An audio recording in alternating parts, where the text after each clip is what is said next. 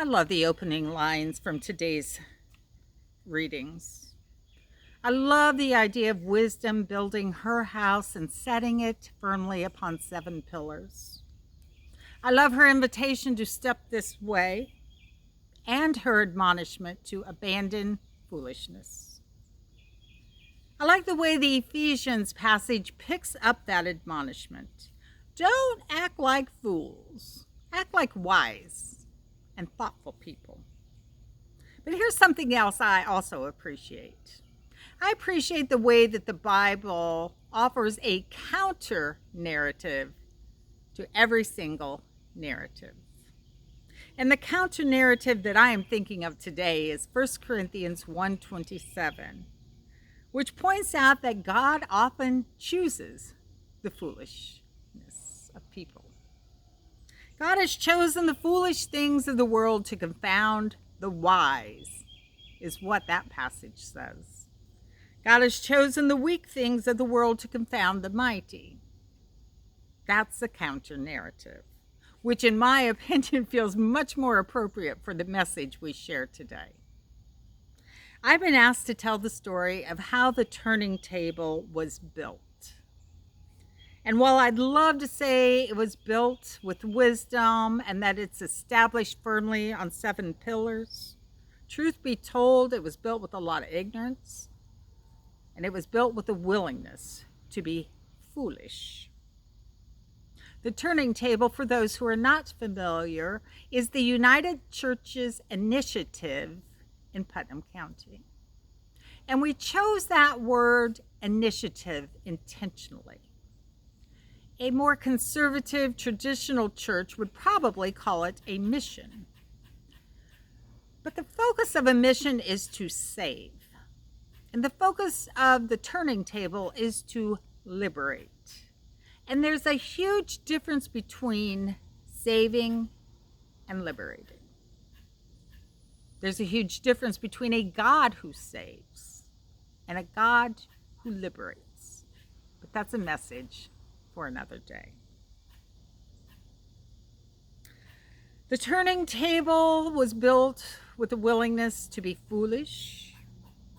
And instead of resting solidly upon pillars, the turning table spins. And it spins around a vision.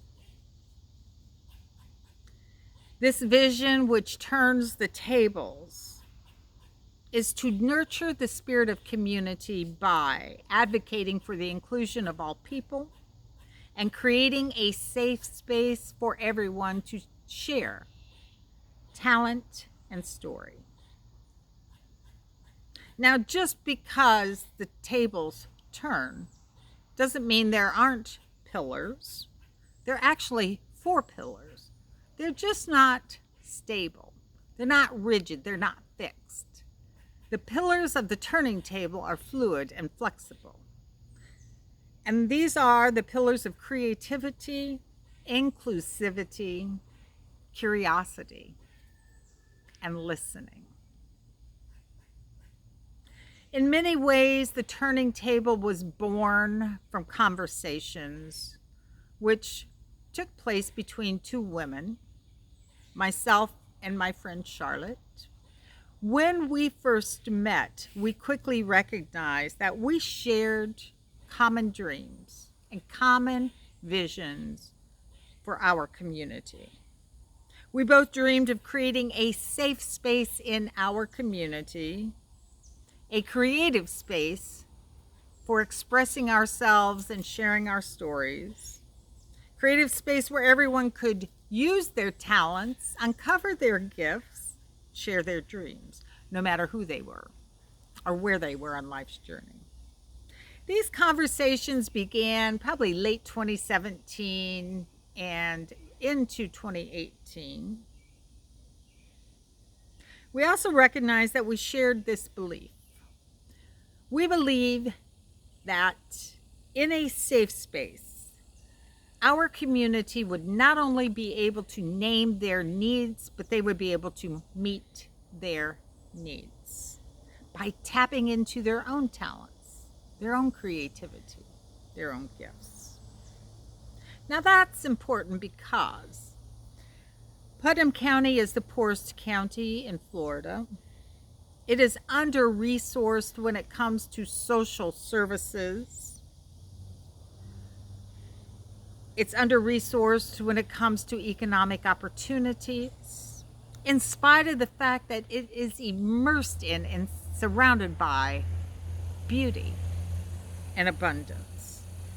Our hope was and is to turn the tables away from a focus on lack.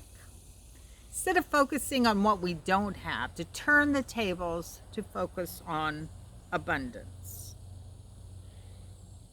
The kind of abundance which comes from sharing, creativity, talents, and gifts. And before too long, that's exactly what started happening. And from the beginning, it was happening with your help. The United Church has been instrumental in turning the tables.